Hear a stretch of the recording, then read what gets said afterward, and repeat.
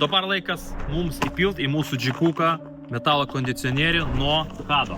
Tai mes žinom, kad mūsų variklis dirbo be tepalo, tai kad jį apsaugot ir atstatyti, jeigu yra kažkokių dilimų viduj, mes pilam papildomai va šitą papildą. Piliam praeitą kartą mes tepalą nuo Hado su revitalizantu, bet ten revitalizanto faktorius šiek tiek mažesnis. Viskas, pas mus variklis įkaitęs iki darbinės temperatūros, dabar išpakuojam, suplakam buteliuką ir įpilam į variklį. Mašina padirba 2-3 minutės ant laisvų apsukų ir mes galim jau eksploatuoti kaip norim.